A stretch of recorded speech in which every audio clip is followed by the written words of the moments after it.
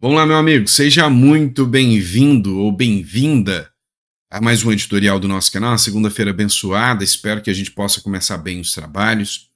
Hoje nós vamos tratar de um assunto muito interessante, uma polêmica que está envolvendo aí o governo Lula.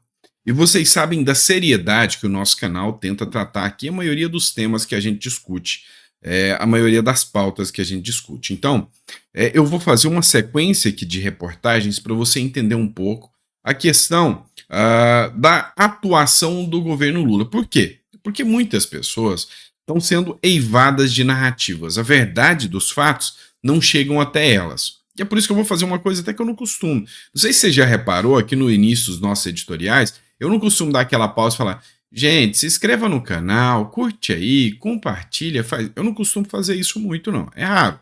Mas dessa vez eu vou pedir para você mandar esse vídeo, principalmente para aquele amigo seu de esquerda que acha que o Lula realmente é o pai dos pobres, que o Lula está fazendo muito pela sociedade. Eu queria que você mandasse para ele, porque os assuntos que nós vamos abordar é sério, é um assunto assim bem plausível e a gente vai abordar de acordo com as fontes que são expostas aqui. Fechou? Então vem comigo. Vamos começar com algumas polêmicas, por exemplo, do período de campanha, né? O Lula usou muito esse argumento de campanha. Brasil tem 33 milhões passando fome, como disse Lula. Entenda a divergência de números. Então, o que aconteceu? O Lula utilizou esse discurso pesadamente, de que o Brasil estava passando fome, usou o discurso lá da fila do osso, que é uma coisa antiga que já acontecia no Brasil. Aquela fila do osso de Cuiabá existe há anos já. Então, assim, toda a imprensa, toda a estrutura foi utilizada para construir a narrativa de que o Brasil, durante a gestão Bolsonaro, estava destruída. E aí, a gente tem que ser honesto aqui do ponto de vista que falar que Lula foi modesto. Tá? Falar que são 33 milhões de pessoas passando fome foi modesto se eu comparar o Lula com a Marina Silva. Porque a Marina Silva falou que 120 milhões de pessoas passam fome no Brasil, disse a Marina Silva. Depois ela tentou se corrigir, mas assim, aí depois já estava feito o estrago. Só que a gente tem que deixar bem claro para vocês. Tentam aí bater em cima do argumento de que, olha, a extrema esquerda espalha fake news, olha, a esquerda divulga fake news demais. Então vamos deixar bem claro, fake news é mentira, é desinformação. E aí vem a matéria do Estado de Minas, é uma matéria também da Folha de São Paulo, é matéria também do Estadão. É mentira que existem 33 milhões de pessoas passando fome no Brasil. Lula e a mídia vinham repetindo durante a campanha, como fazia Goebbels, que o Brasil tem 33 milhões de famintos. E isso é uma mentira. Ou seja, foi um argumento, uma fake news de campanha utilizada por um presidenciável e por vários meios de comunicação. Tá, mas ficou por isso mesmo. Não teve retaliação do TSE, cassação de chapa, processo, não teve nada. Foi o argumento de que 33 milhões de pessoas passavam fome durante a gestão Bolsonaro. O que se lançou só depois, ou seja, bem depois, é que, matéria do Poder 360, a desigualdade teve o menor nível em 10 anos. Adivinha com quem? Com o pai dos pobres? Não, com o Bolsonaro. Então, vem cá. Sabe quando eu falo para vocês, olha, gente, eu não sou bolsonarista. Eu tenho minhas críticas ao Bolsonaro. E aí algumas pessoas ficam chateadas comigo. Como assim? Eu não sou mentiroso, eu falo a verdade. Mas é indiscutível. Os fatos aqui. Bolsonaro estava colocando o Brasil numa rota de economia liberal que eu defendo. Mas eu tinha pontos que eu questionava, argumentos que eu questionava que poderiam ser melhores. Ou seja, se a gente colocar os pontos aqui, é lógico que tinha coisas que eu queria que melhorasse. Mas, não por isso, eu vou ser conivente com a campanha de destruição de informação, de reputação que a grande mídia fez com o Bolsonaro. Durante a pandemia, sabe, foi uma destruição em massa. E isso é a verdadeira desinformação que eles querem que mantenha. E eles dizem que o que a gente está expondo aqui para vocês aqui é desinformação. A rede social é um meio para proliferar a desinformação, né? Mas vamos lá. Por que eu falei sobre tudo isso aqui? Para entrar na polêmica em relação a questão do Lula. E qual é? A polêmica que estourou agora, essa semana, sobre o Bolsa Família. Dá uma olhada nessa matéria aqui, que é do próprio gov.br. Bolsa Família chega a 21,14 milhões de famílias em agosto. 241 mil a mais do que julho. Então, isso aqui é interessante, porque hoje nós temos 21,14 milhões de famílias no Bolsa Família. Ok? Vamos levar em consideração que se você pegar a média de famílias que têm números exorbitantes de filhos e famílias que têm poucos filhos, até a família unipessoal, que foi uma inovação que veio até, se eu não me engano, na gestão Bolsonaro, com o auxílio emergencial à família unipessoal. Não tenho certeza, tá? Isso aqui não posso te garantir essa informação. Mas, se você levar em consideração que nós temos 21 milhões de famílias, levando em consideração que são 3 famílias por 3 pessoas por família, nós temos 60 milhões de pessoas aqui no Bolsa Família. Ou seja, 60 milhões de pessoas equivale aí pouco menos que 1/3 da população brasileira está aí no Bolsa Família, certo? Agora, o que acontece? É isso aqui, ó. Após pente fino, e essa matéria é de ontem, tá, pessoal? 14 de janeiro de 2024. De ontem à noite que eu peguei essa matéria, tá? Vamos lá. Após pente fino, o governo federal bloqueou 8,4 milhões de famílias do Bolsa Família. Em 2023, o governo federal reviu os cadastros de famílias beneficiárias do Bolsa Família. O objetivo é reparar distorções do cadastro único. E aí, o que essa matéria do Metrópolis aqui disse? Ó? O principal programa de transferência de renda do país e uma das vitrines do governo federal promoveu ao longo de 2023 um pente fino, um dos maiores pente finos, no cadastro dos beneficiários, o que resultou no bloqueio de 8,4 milhões de famílias que foram bloqueadas. Após esse bloqueio para checagem, o número de benefícios efetivamente cancelados foi de aproximadamente 3,7 milhões. Então vamos colocar aqui em números aqui.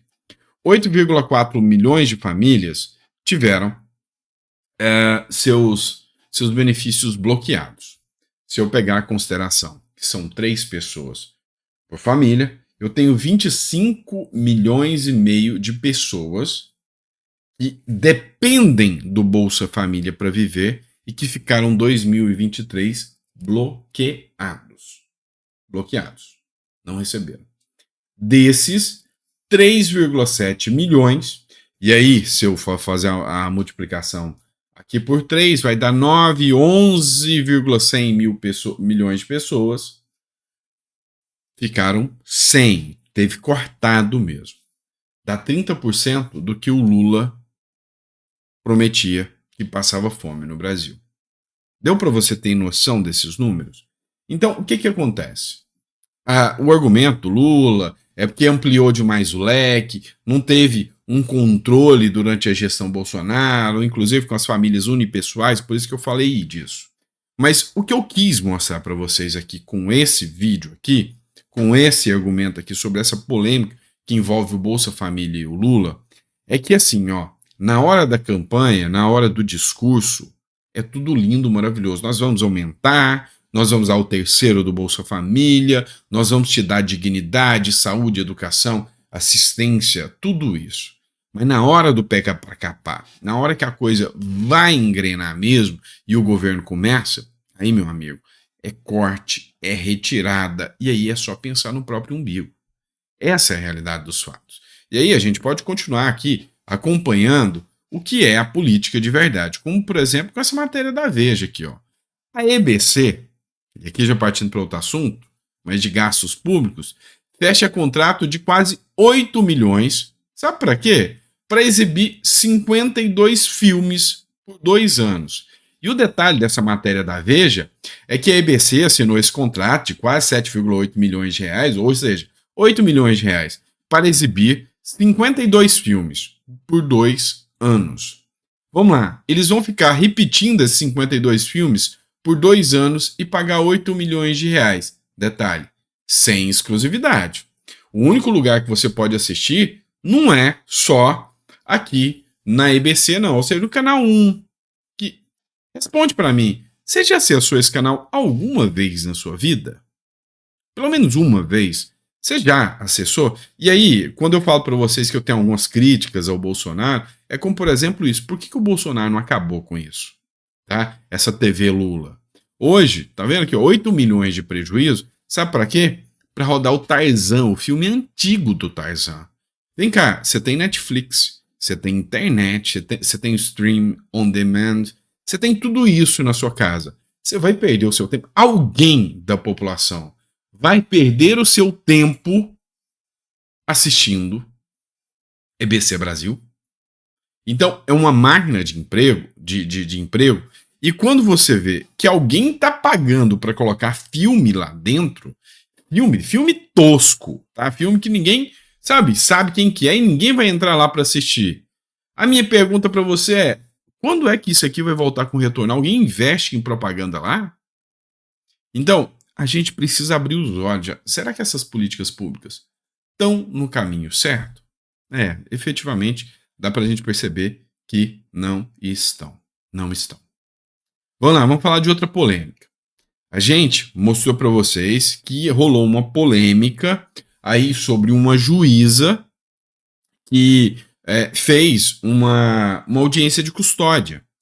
E nessa audiência de custódia, a juíza tratou muito bem o preso. Olha, o senhor quer cafezinho? O senhor tá com frio? Dá um casaco para ele. E aí, isso aí, bombou nas redes sociais, viralizou, o Nicolas fez a publicação e teve milhões de visualização, e a esquerda ficou empolvorosa.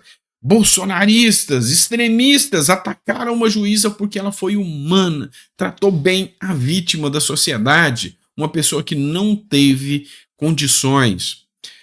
E depois que eu vi a Associação de Magistrados, a AMAG, soltando uma nota justificando o tiro na cabeça do sargento Dias, dizendo que aquilo ali é por causa da desigualdade, nada mais me assusta. E aí, eis que o sargento Farrur republica uma matéria do G1 aqui, assustadoramente real. A OAB elogia a juíza atacada nas redes sociais por tratar bem e dar café pro preso, tá? Tá certo, então nós temos que bancar cafezinho para preso. Seccional da OAB de Roraima formalizou o elogio à juíza que pediu café para preso que passava por audiência. A magistrada foi atacada nas redes. E aí o Farrur escreveu aqui, ó, vergonhosa atitude da juíza, um tapa na cara do cidadão de bem que paga pesados impostos. E aí voltou a viralizar outros vídeos de juízes, até antigos, onde um juiz do trabalho, ofende, agride um empresário super humilde e o juiz ofendendo, pingando o empresário durante uma audiência. Hoje eu vi um outro vídeo também de um juiz, escorraçando um policial. Por quê? Porque o policial entrou dentro de uma casa porque tinha drogas e fez a prisão em flagrante. E o juiz, de forma assim, assustadora, você pensa que você é quem? Você não é policial civil para estar entrando dentro da casa dos outros para pegar droga. Afinal, você não tem um mandato, você pensa que é quem? Eu não te mando prender porque eu não sei onde você tá. Esse tipo de situação assusta. Assusta o cidadão que vê tudo isso acontecendo e fala, meu Deus, será que isso aqui realmente é um país sério? E é por isso que eu falo, está sendo insuflada, está acontecendo uma revolta popular por causa da violência. Hoje, mais uma notícia de Alagoas, onde o povo partiu para cima de um suposto ladrão lá e tá chamando esse movimento popular de audiência de custódia popular e tá se inflamando cada vez mais. E aí, hora que isso começar a acontecer, o judiciário vai punir essas pessoas que estão cometendo crime? Não. De acordo com o Código Penal, exercício arbitrário das próprias razões é crime. Só que essas pessoas serão perseguidas. Essas serão pegas. E aí é o absurdo. Por quê? Porque o Estado tem a obrigação de te dar segurança. E essas pessoas são vítimas duas vezes. Elas têm a obrigação de te dar segurança. O Estado não executa o trabalho dele, não persegue o criminoso, não faz a perseguição penal do criminoso. O criminoso se mantém na rua, ataca um cidadão pagador de impostos, esse cidadão revida, e esse mesmo Estado que não vai atrás do criminoso, da vítima da sociedade, agora ele vai atrás do cidadão. E esse cidadão vai responder duras penas da lei. Esse cidadão vai ser tratado como criminoso mesmo, sem direito a saidinha, sem direito a se expressar, sem direito a cafezinho na audiência de custódia. É o Brasil que hoje eu questiono muito, tá bom? Obrigado, pessoal. Espero que você tenha gostado do nosso editorial. Se tem críticas, vão ser muito bem-vindas, tá? Então, assim, não sei se vocês perceberam, o tom da voz está um pouco diferente. Tô falando quase que igual o Bonner, né? Mas é garganta doendo mesmo, um pouco de gripe pesada. Então, às vezes a gente até dá uma escorregada aqui e ali. Quando o corpo não tá legal, a mente também não vai lá muito bem. Então, se eu cometi algum erro, pode colocar aí o comentário aí, tá bom? Obrigado. Fica com Deus. E vejo vocês daqui a pouco, meio-dia. Vamos continuar aqui, tá bom? Abraço.